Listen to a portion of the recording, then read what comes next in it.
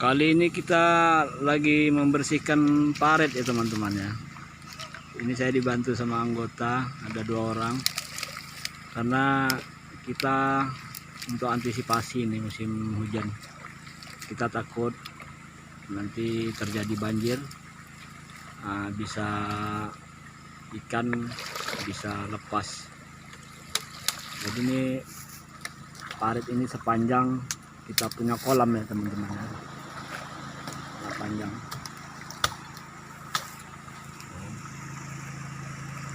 Dan kita sekarang lagi buang air kolam juga untuk mengantisipasi banjir ya. Ini.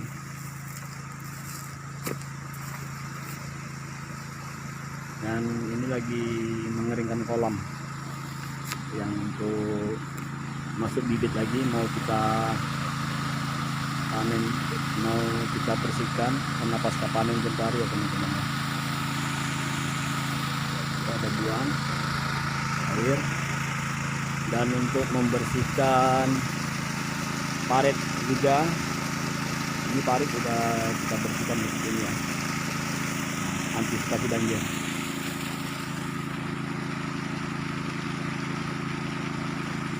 Ini kita punya paret ini sepanjang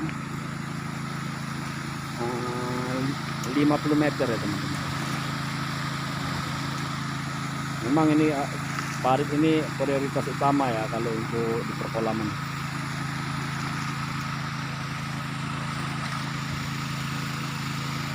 Lumpurnya sangat dalam nih teman-teman. Ikannya pun banyak nih teman-teman, ikan lele. Saya pun tak tahu lah dari mana lele jumbo ini datang. Karena saya tak pernah pelihara lele jumbo, tapi di sini ada lele jumbo.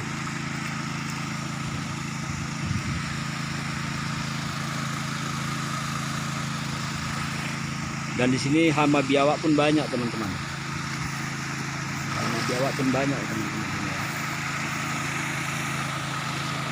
Oke, inilah contohnya teman-teman ya. Nah ini pasir di dalam gon ini. Jadi kalau kita panen, kita tidak memijak lagi, tidak memijak yang di tengah ya. Kita tarik jaring langsung kita pijak ini pasir ini. Nah seperti ini. Untuk pemberat terpalnya seperti ini. Boleh teman lihat kan. Nah beginilah caranya teman-teman.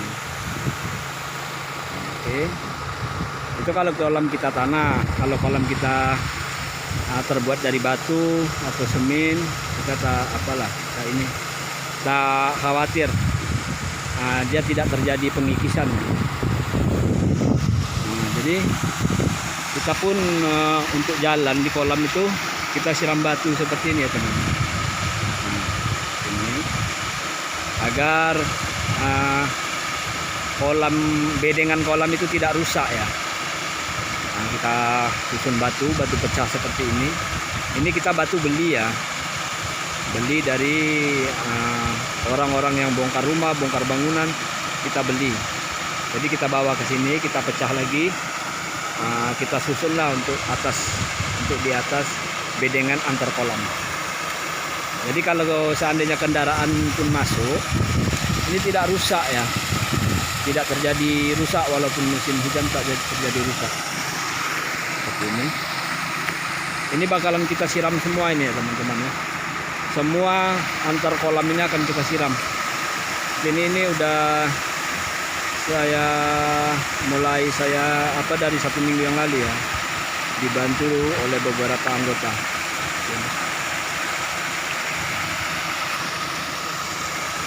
Oke teman-teman ya, bagi teman-teman yang memang hobinya di kolam, maka boleh ikuti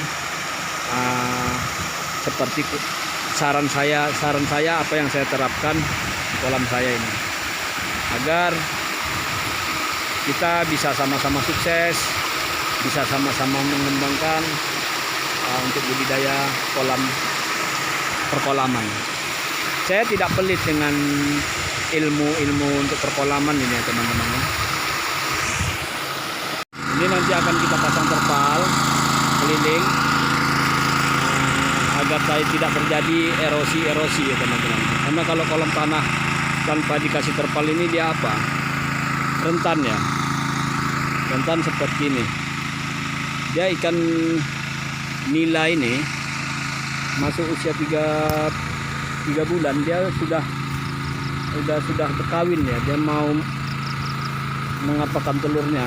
Jadi dia seperti ini ya. Nah, seperti ini. Dia buat berlubang seperti ini. Jadi dia lama-lama kolam ini bisa habis, hancur. Nah, itulah makanya harus kita buat apa? Kita buat pasang plastik keliling ya. Tapi tengah tidak dikasih ya teman-teman. Tengah tidak dikasih seperti ini.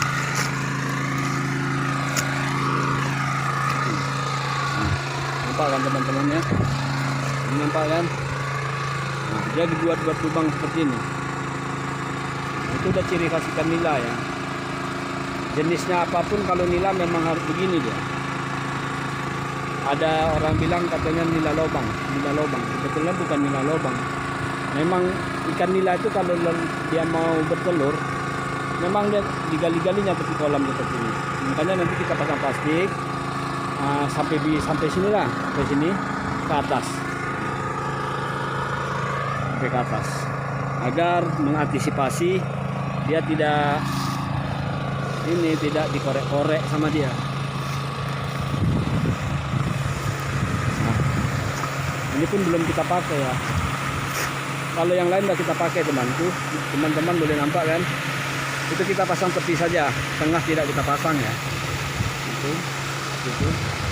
semua udah kita pasang.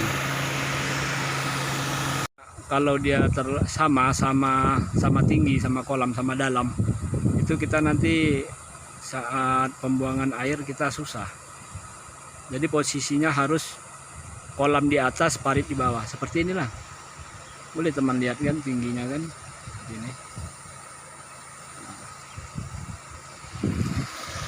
Jadi ini kolam yang udah kita pasang terpal ya.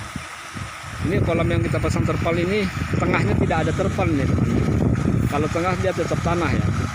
Jadi untuk supaya plastik ini, terpalnya ini jangan naik, kita bisa isi itu pasir dalam goni seperti ini. Ini untuk pemberatnya. Nah, seperti ini. Ini untuk pemberatnya.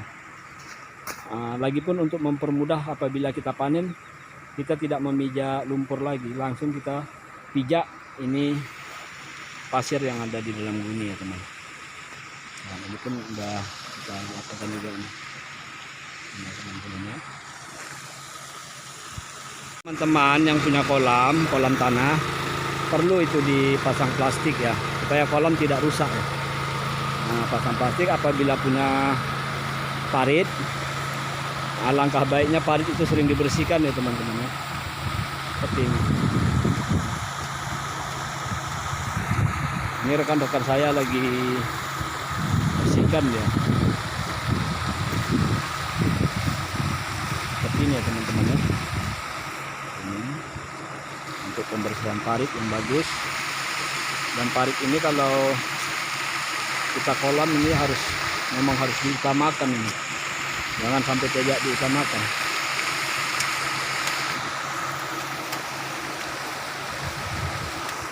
Kawan-kawan, tengok wajahnya. Oke, mantap. Teman-teman ya. Biar kolamnya sehat ya. Jadi kolam itu umpamanya dia barisnya beberapa kolam, 5, 6, itu parit harus ada. Seperti ini parit. Ini.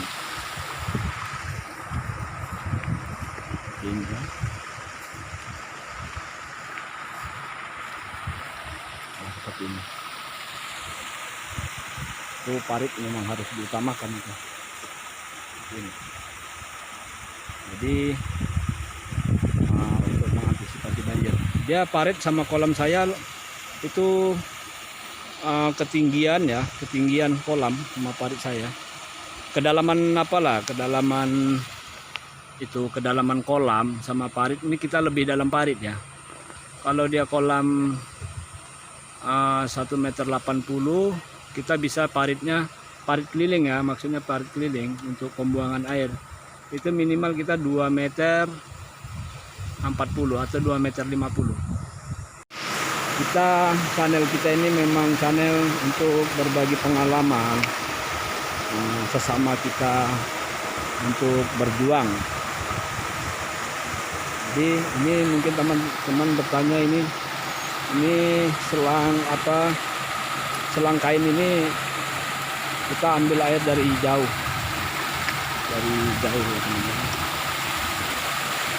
Ini kolam kain kita ambil dari atas bukit, itu mungkin nampak selang tuh ya, yang panjang sana gitu.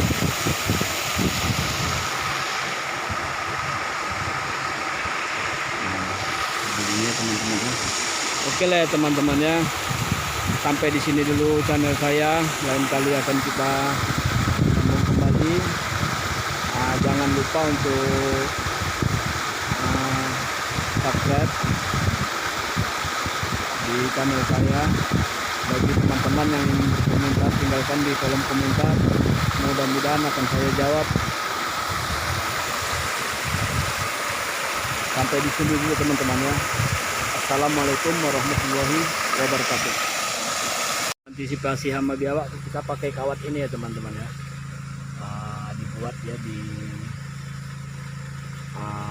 bawah parit ya, seperti ini.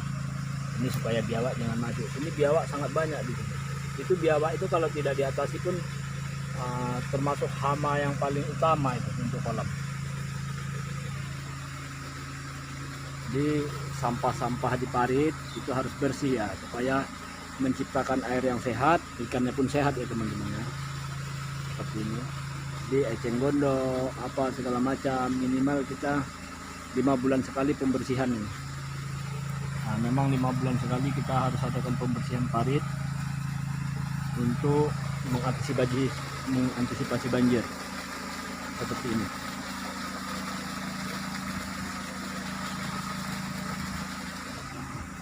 Ini parit sangat dalam ini ya teman-teman ya, lumpurnya sangat dalam ini.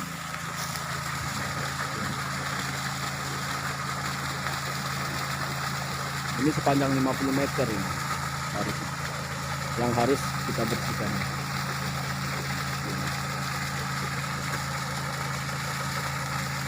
Supaya agar air pun lancar ya. Pengeluaran air itu lancar kalau saat musim hujan. Jadi antisipasinya harus bersihkan parit lah dari rumput-rumput dan gondok seperti ini.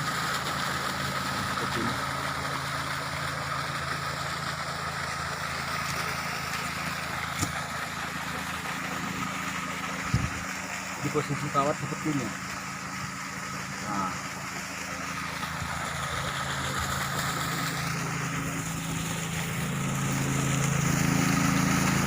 Ini kolam yang mau kita pasang terpal ya. Pasca panen.